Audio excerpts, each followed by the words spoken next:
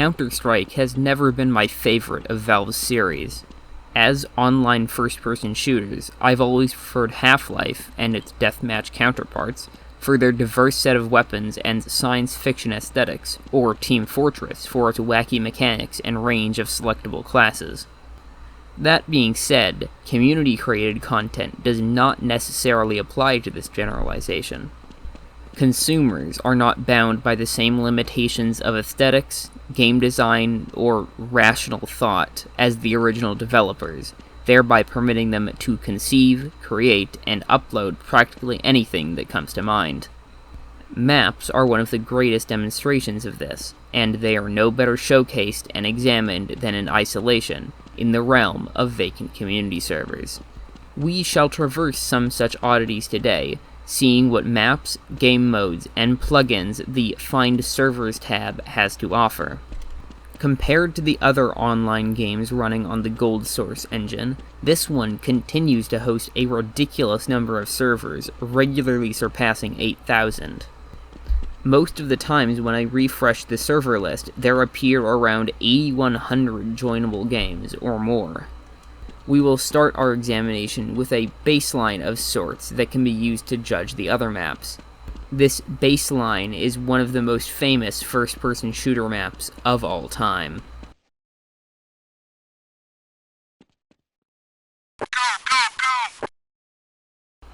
While the map may have been normal old Dust 2, the server was not as normal.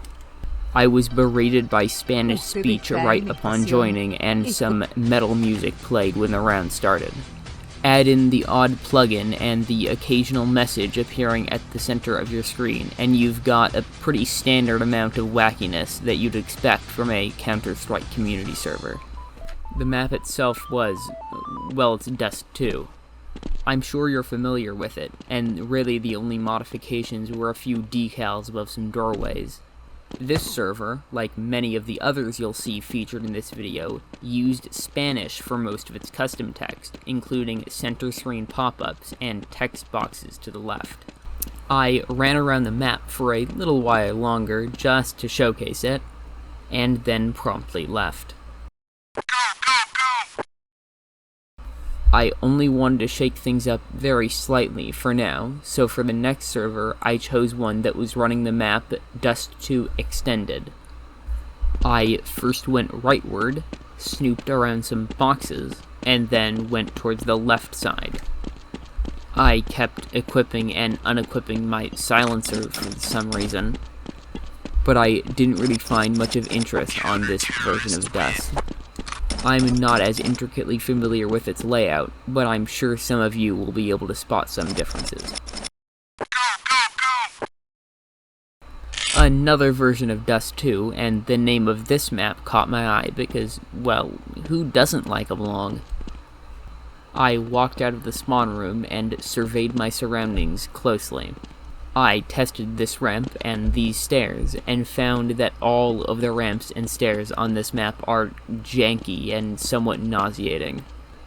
All of them teleport you up in jagged steps, instead of being drawn over with a smooth incline, as you'd expect. When the map title called itself Long, it wasn't kidding.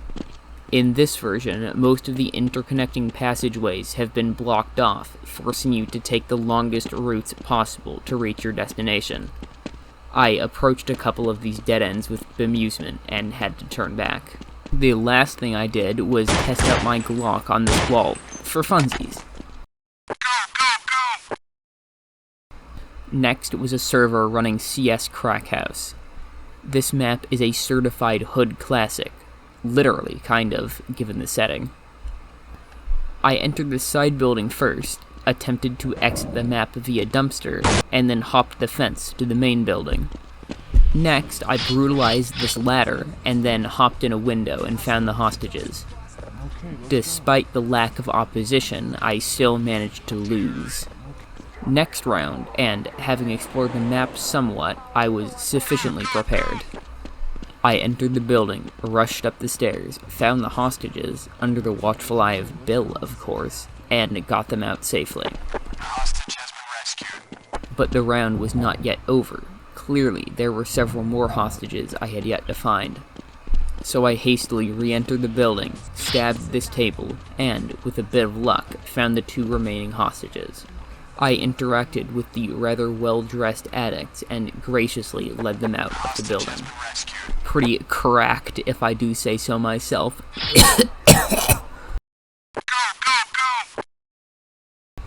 The name of this map caught my eye quickly. I've always liked gag remakes of standard maps.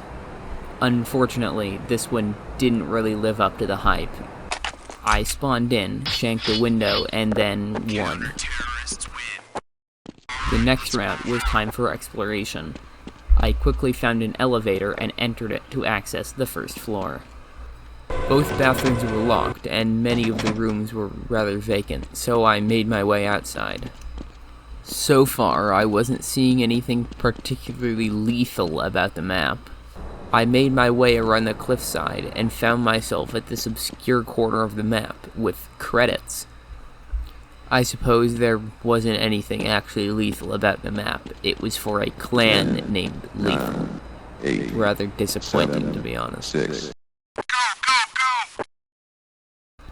A map name that began with the word fun had to be good. And it was. This was one of the most interesting maps I found.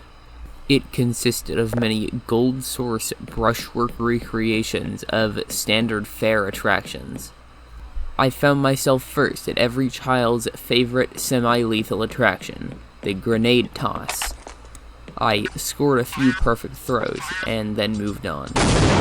Next were these massive vehicles, which I could only assume to be recreations of bumper cars. I drove mine around, bounced it on a couple surfaces, and then drove it into this pool of water to see what would happen. As some would expect it simply magnetized the bottom of the pool. This ride's primary function seemed to be to induce nausea in any riders, given the sickening velocities at which it spun. So I hopped off and found a tamer merry-go-round in the play area. Plus, the slides were fun too. The information booth had exactly 1 information on it. This attraction brought back many cherished memories from my mind. The booby-trapped shooting range was always my favorite growing up. Next was Execute the Clown, another classic. Unfortunately, I was the only clown in the vicinity, and I couldn't exactly dunk myself. The 2 displays next to it were simple shooting galleries that weren't of particular interest. This spinning ride was somewhat of a mess, but afterward I found my way to the Ferris wheel. After several attempts, I managed to board the ride. At the peak of the ride, I was given a more like breath-giving view of the map's skybox. Next was the roller coaster, a simple yet amusing ride that took me on a tour of the entire map. Last was the swinging boat, and boy did it swing. I couldn't board this thing successfully, no matter how many times I tried. I'm gonna blame this one on gold source jankiness.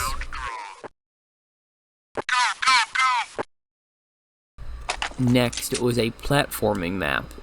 Suffice it to say, I am not particularly skilled at Counter-Strike platforming, and I could not make it especially far. I'm sure there was some arcane jumping tech that I was unaware of, but I couldn't be bothered.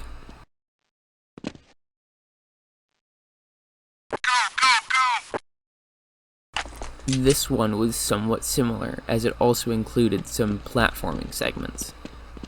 First, I made my way over to these painful panes, and had no choice but to slap the nearby button.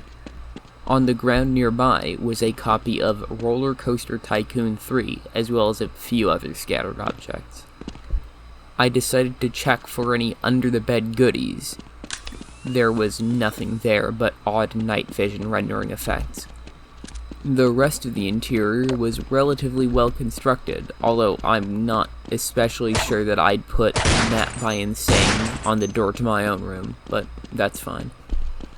As for the platforming section of the map, I began nearby the red button, and slowly made my way up the shoddy carpentry work of one of the table legs. I made my way reasonably far up, but eventually just decided to throw in the proverbial towel.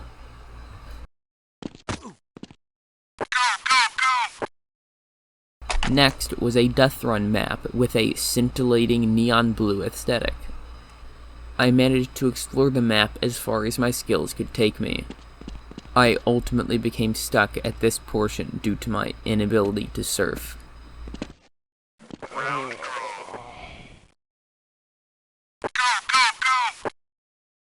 One more platforming/climbing map. This map, as indicated by the name and some of the textures on the wall, was in loving memory of Dean Hawkins Sr. This map was set in a dank, partially flooded cavern. While I could not progress particularly far up the given course, there didn't seem to be much to see anyway. And now, for a series of servers that either did not function whatsoever, or required me to be on their whitelist. The name of this map indicated it to be rather extreme, but instead I was simply stuck in place, unable to witness any such intensity.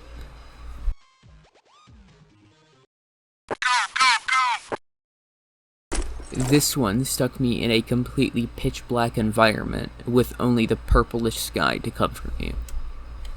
The only thing I could do was jump and leave.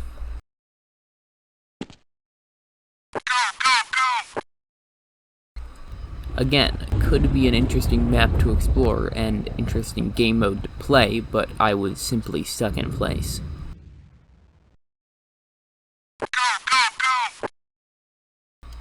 This one stuck me in Brazil.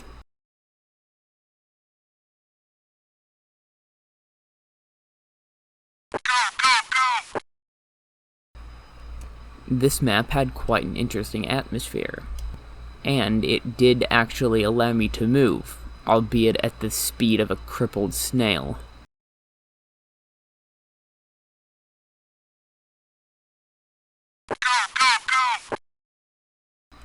This one seemed like it could have been quite the interesting game mode. Unfortunately, it required a passcode to play, so instead I simply moved the spectator cab around to see what I could find. The map consisted of a largely vacant arena-type space. At its entrance were 3 interactable objects. One allowed you to withdraw and deposit gold, one was a food and mana shop, and one was an anvil which allowed you to repair or craft weapons. The only other notable points were the massive statue in the center of the map and a bit of writing on one of the walls.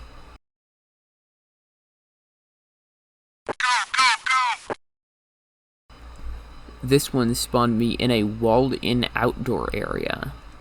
To my left were 2 rows of brushwork buildings with practically nothing interesting about them. However, as I walked through them, the server initiated a 10-second countdown.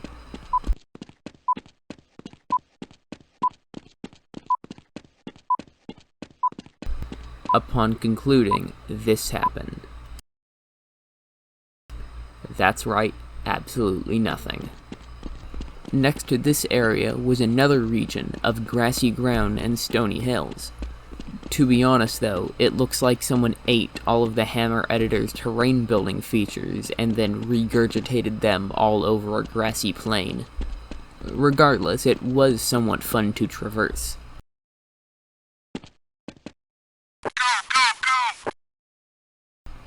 The name of this map caught my eye almost immediately, and thankfully it did live up to the name. It really was just a symmetrical, gun game optimized version of the castle from Super Mario 64. Given its tiny size, there's not really much to say about it, so I'll let the visuals do the work here.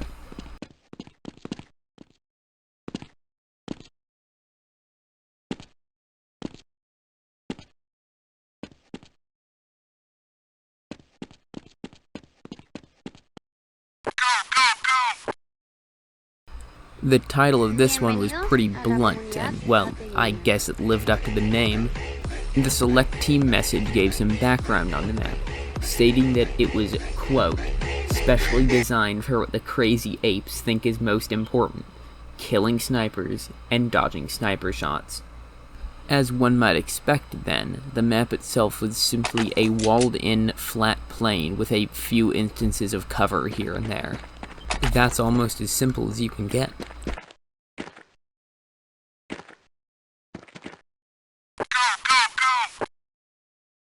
This one spawned me in with quite a motley of sound effects.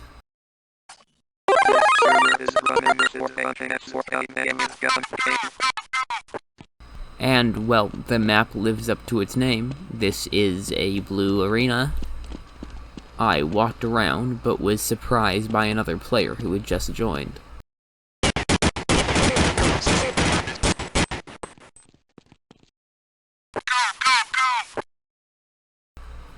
This map will, apparently, always be a beta, as indicated by the select team message.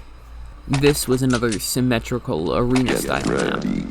Upon spawning in, I found a few conveyor belt launch pads, which were pretty fun to ramp off of and airstrafe with. I shot at this wall decal, and when prompted to choose the next map, I of course chose DE Nust 2. I walked around just a little while longer to see what else the map had to offer. Eventually, the server changed map, and I decided to stick around to see what it had to offer.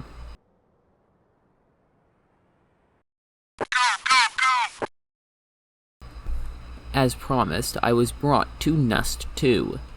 This map appeared to be a somewhat dilapidated, urbanized version of Dust.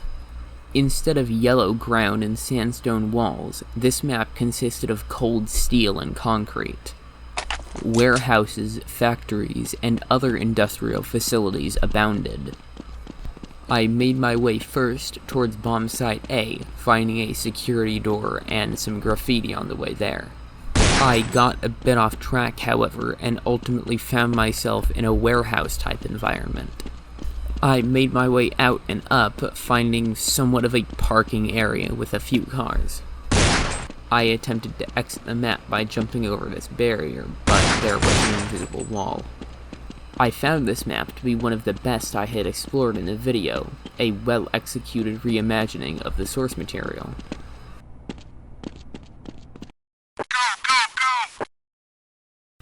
Again, another gun game map, this one boasting a dusty, desert-like aesthetic. I saw pretty much all there was to see just by walking around for a few seconds.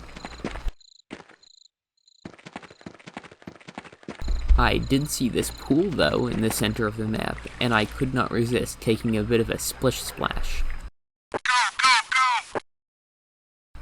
This map had a rather intriguing name. Upon spawning in, I saw that it was just an arena map, although it did seem to have plenty of variation in its topography. Ladders, slopes, stairs, and tunnels were all dotted about to provide variety in gameplay. I wandered around for a while longer, but I was ultimately smoked by the round's timer. Otherwise, there wasn't much else to see. Let's move out.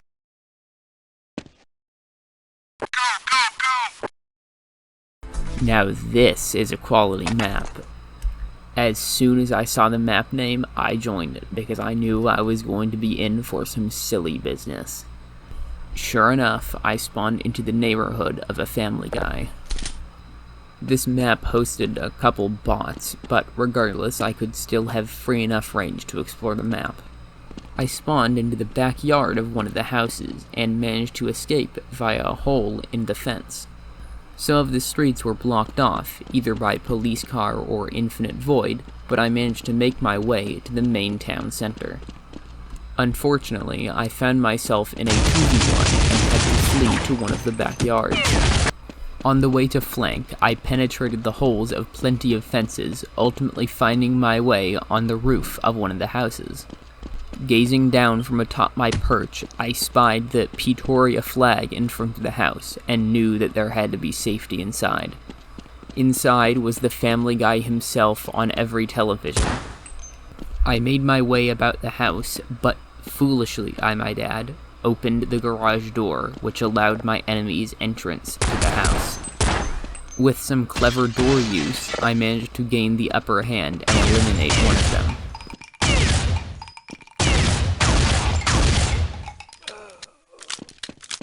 I ascended the stairs to safety and decided to test the bathroom appliances while I was waiting for my pursuer to arrive.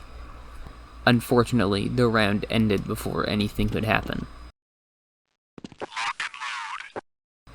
This did provide me superior reign to explore the house. Most of the rooms appeared rather standard, just what you'd expect from a Family Guy recreation map.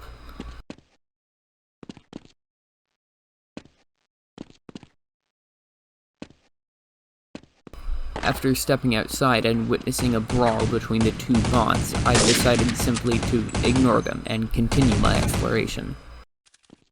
This house appeared strikingly vacant, but at least it had the most important of all rooms, the nothing but a bathroom. I entered this building via the window and found that it was similarly empty. After respawning, I found myself back in my own backyard, with this teleporter that took me to another region of the map in a shack. After a few rounds passed by, I managed to gain enough freedom to enter this building with a shotgun. There wasn't much to see inside. Even after rubbing the door and shooting all the windows, I could not find a way to enter the last building.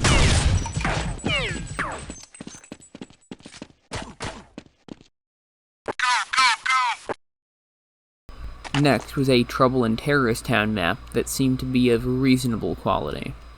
I spawned in a semi-open space, read the writing on the wall, and then made my way to a nearby tunnel.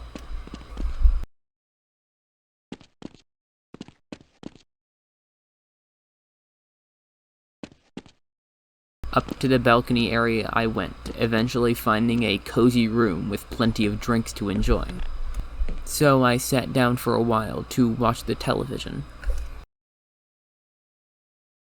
But it seemed as though someone had called time out on time itself, or the mapmaker just inserted a still image, so I went on my way. I decided to explore the outside portion of the map a bit more, so I jumped from the balcony and made my way through this corridor. There was a boxy room at the end of it, but not much of interest. This room, with vines hanging from the windows, was rather pleasing, though, as was this dirt trench.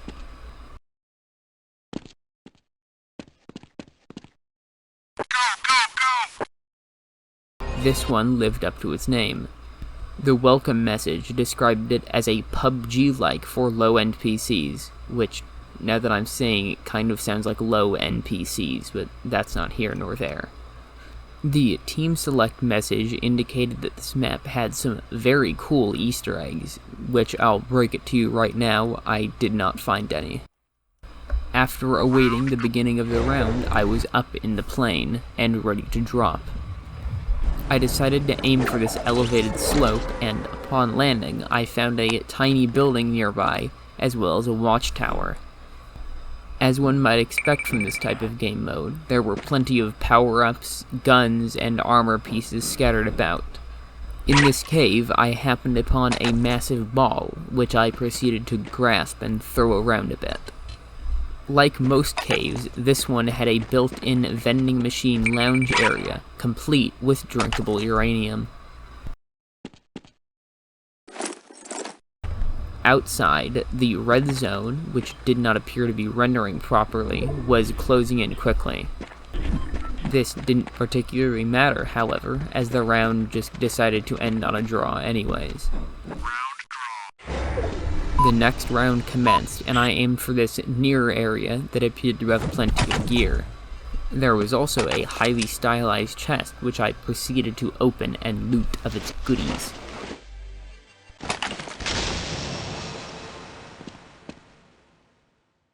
I tested my guns for a while and then made my way into the nearby woods. The red zone was quickly enclosing around me, and I soon found myself trapped in this river-type area. I skirted between the cliff wall and the encroaching barrier, managing to open a crate and equip a long jump module.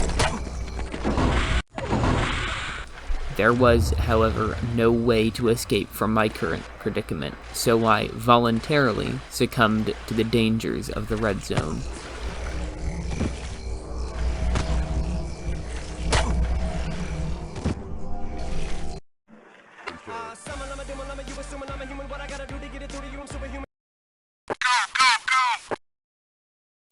I practically had no choice but to join this one because ninjas are objectively cool. I also found it rather humorous, and a good demonstration of the map's age, that the author had linked their GeoCities page in the select team message. I spawned on a rooftop, shot through a couple of skylights, and then safely hopped down to the ground floor. Inside was a perfect habitat for ninjas, with darkness lurking around and in every corner, and behind every open door. Many of the rooms appeared as though they'd been set up for defensive positions, with overturned tables. Eventually, though, the round timer expired, and a new round began. This time, I barged in through a window and found some odd texture work in front of this wardrobe. There was this brushwork desk lamp on the ground, but other than that, there wasn't much to see. I imagine, though, that this map would be pretty enjoyable to play on.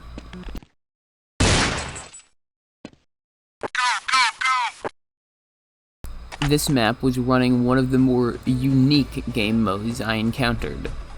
Soccer, or football if you're cringe, is a game mode based on the real-life phenomenon, soccer.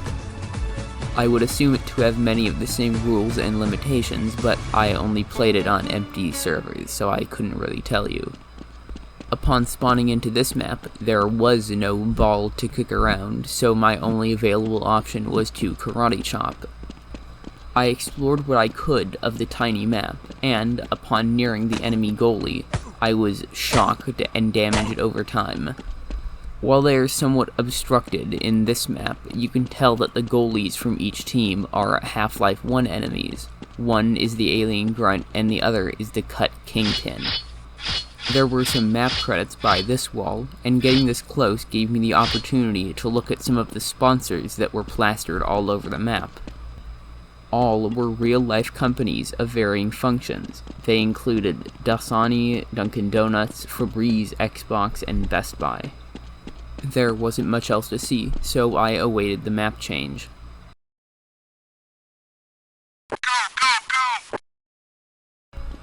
The name of this one was rather interesting. This map spawned me in third person and semi-translucent for whatever reason. Again, there was no ball, so there wasn't much to do. This banner on the wall somewhat explained the name. But there wasn't much to do aside from examine the sponsors on the wall and then promptly leave.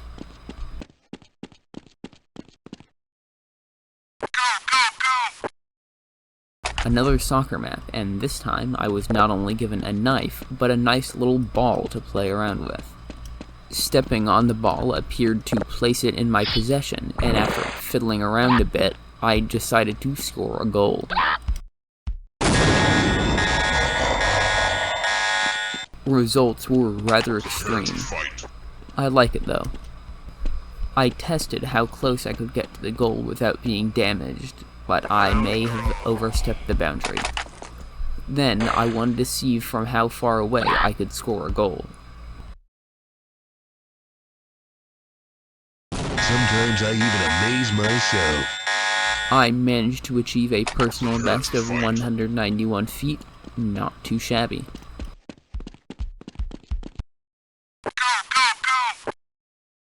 This one was, in all honesty, pretty bland. I did like the select team message, which just said, "Fight to the death, kill, kill, kill." Fair enough. I spawned in a mostly featureless room with a staircase nearby, which I promptly climbed up to a balcony-esque area.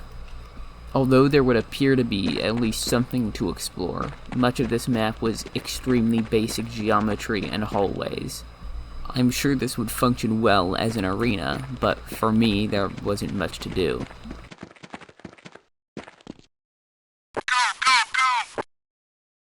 Another gun game map, this one as always similar to the others we've seen. I spawned in, entered this elevated room, exited, and attempted, unsuccessfully, to climb a vine. This subterranean tunnel area was closed off by a not-so-great crate as it buckled just under my weight. I ran through the passageway to the other side, but could not break the crate to escape.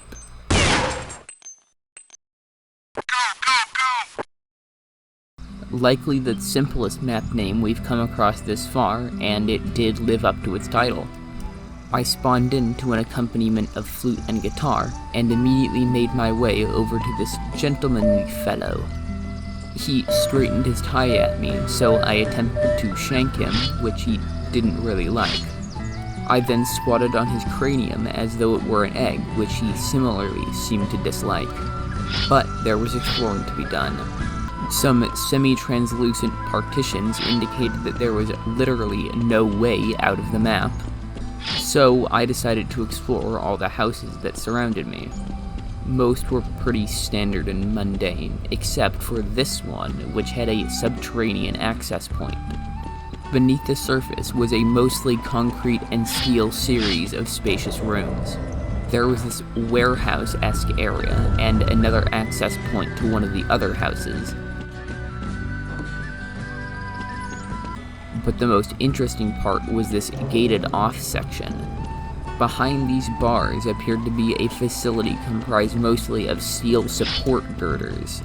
Far below, it seemed to be flooded with fresh water, and just out of reach there was this door with a red light above it. Unfortunately, I could find no way to access this highly intriguing area. I did run across a steel grate in one of the other houses, although it seemed not to be breakable. I searched the map exhaustively, searching for a way to access that portion. I even got an ominous metal creak when near this door, but I couldn't find anything.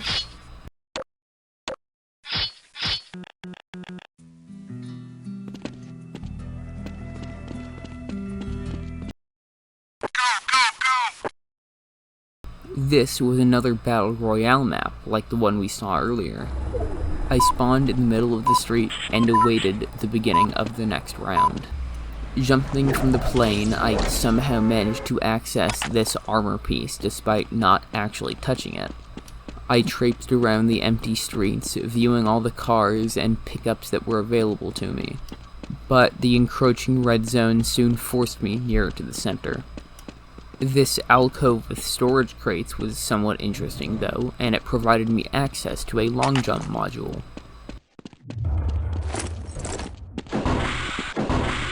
Soon, however, I was forced into this tiled brick area. I fruitlessly searched for other available routes, but eventually just decided to stay in the brick area. This crate dropped tantalizingly close to me, but I could not reach it. Ultimately, the red zone completely encircled me and ended the round. I did want to see if there were any other maps built for this game mode, so I decided to stick around while the server changed.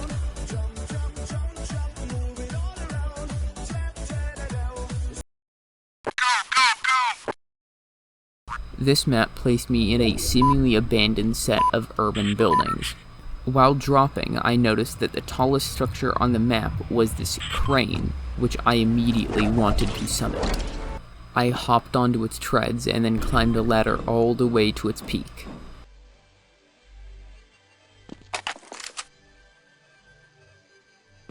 For a few seconds I walked the plank and then noticed a chest on the other side. Inside were plenty of goodies, but I may have forgotten to grab the most important thing as I was going back down. The ladder.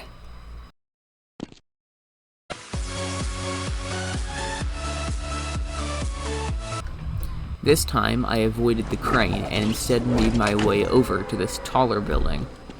I made my way inside from the rooftop, then all the way down to the base floor and outside. After examining these dumpsters, I was beginning to notice just how dilapidated many of the structures were. This bus was seemingly dysfunctional and was blocking a roadway.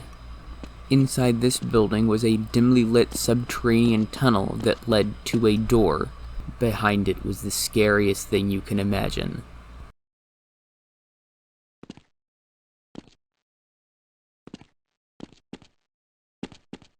A brick wall.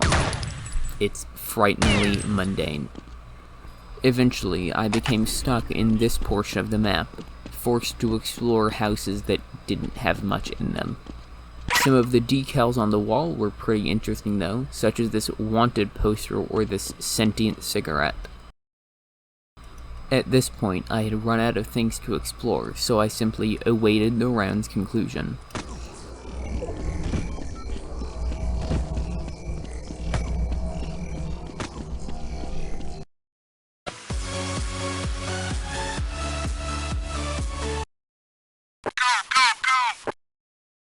This one was simple, with the simplest of objectives. Pick up a gun and kill the other team. This was an icy, symmetrical map with pretty much nothing to explore. It was so basic. But I'm sure it would serve its actual purpose fine.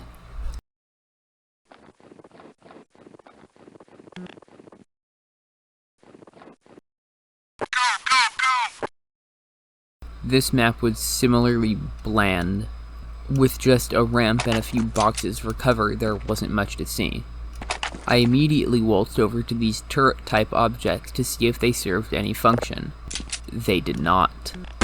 Similarly, none of the crates could be broken, nor could the explosive ones be detonated.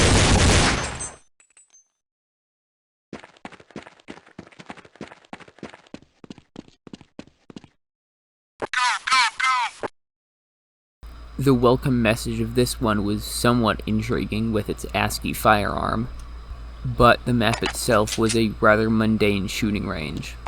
The most scintillating part of it was how the mapper chose to grant players access to the peak of this pillar. Instead of placing in a ladder, the mapper chose to create a tall column of water, similar to what one might see in Minecraft.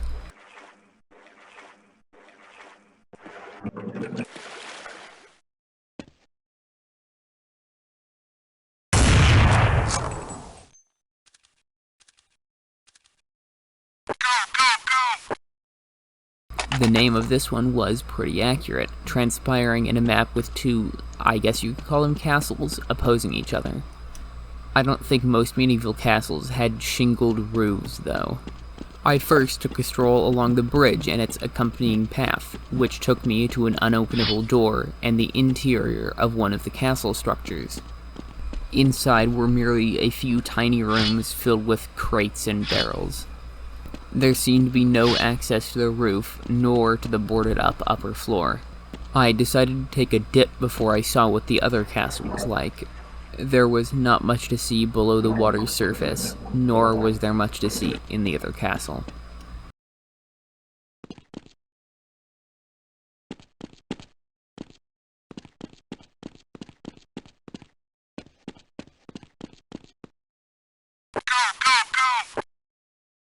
This next map had some background to accompany it, as delineated by the select team message. To quote the holy texts, "It's the year 10,000 and the city of Poopsville builds a big deathmatch arena so people can be divided into two teams and kill each other. Why? For the hell of it. CTs, prevent terrorists from living. Ts, prevent yourselves from getting your asses kicked." Sounds like a great time. Upon spawning in, I could immediately see what the primary mechanic of this one was: drivable cars. These were quite similar to the bumper cars we saw in the Fun Attractions map. They were loud and rather difficult to control. I first hopped in this buggy-type vehicle, which did not turn out too well for me. Regardless, I hopped back in to try again, even managing to drive over one of the provided ramps. The round timer, however, cut my fun short.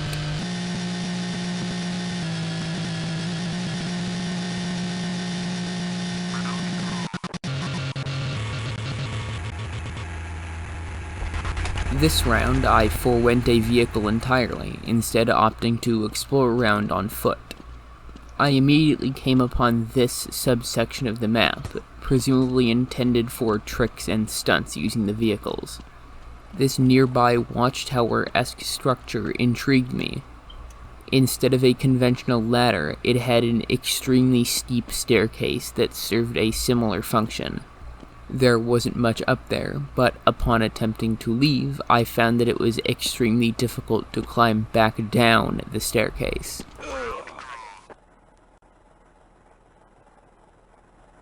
These school buses were the next objects to catch my eye.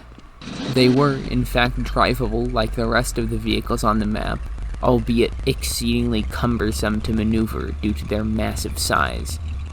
I did manage to drive one off one of the provided ramps, which resulted in a not that sick trick.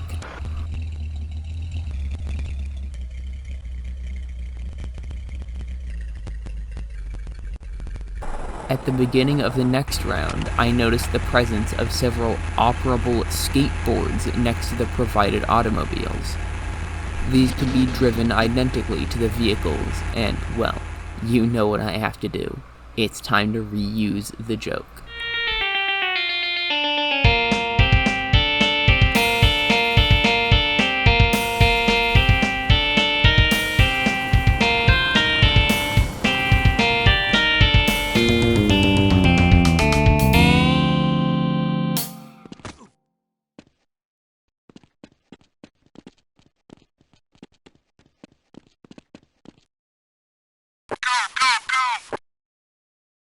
This map essentially used the same concept as the previous one, with its racers and environment instead being based off of Star Wars.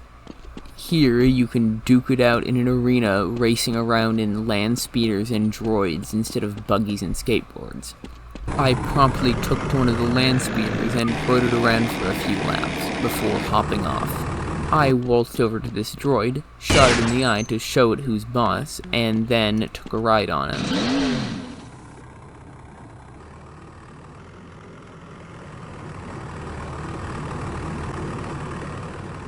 I attempted to use it as a stepladder to reach over this gated area, but I deemed the land speeder to be better for this use. After spending a minute lining it up, I found that it still did not provide sufficient height. I did, however, manage to fuse the land speeder and a droid together, so that's something. The last thing of note was the single credit that I found on this wall. I also noticed that the start message was probably hinting at something I should have done, but... The prefix of this one, and presumably the game mode tied to it, stood for Base Builder. Given this, I'm sure that I missed the largest element of this map due to not having played it before. Regardless, there was still plenty to explore. Upon spawning in, I poked my head in this tube, and then made my way to the rooftops. From that vantage point, I could make my way around the entire map easily. I could also tell that, scattered about the map, there were many instances of tiled or stacked objects that were presumably tied to the game mode. On that side of the map, I found several areas of interest, including this dead end, this sand pit, and this collection of crates.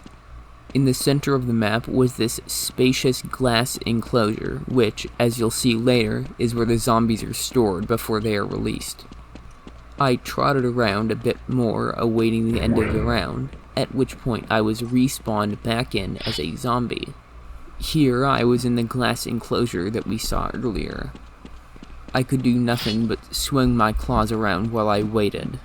I do appreciate that the modders went to the effort of giving the zombies actual zombie hands, instead of just spawning them in with the default melee weapon, as some other zombie-based mods do.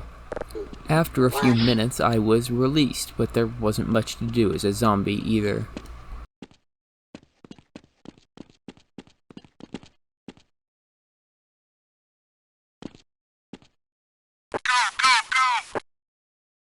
This one was another symmetrical arena map. It seemed pretty well made, with plenty of variation in platform height as well as a pleasing visual style. The first round ended on a flawless victory, and the next round began, which I took as an opportunity to chart the map somewhat. There wasn't much to see though, and the centerpiece of the map was this pool or fountain near the center. I attempted to take a dip in one of the deeper parts, but was disallowed from doing so, so I threw a flashbang in anger.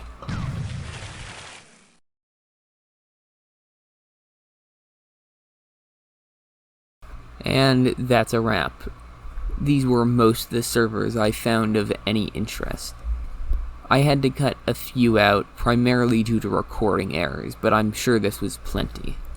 If you enjoyed the video, don't forget to leave a like or subscribe if you want to see more, and I'd love to hear your criticism in the comment section.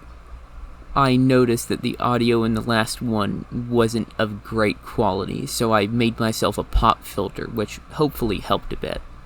If you have any tips for better recording quality, I'd love to hear them.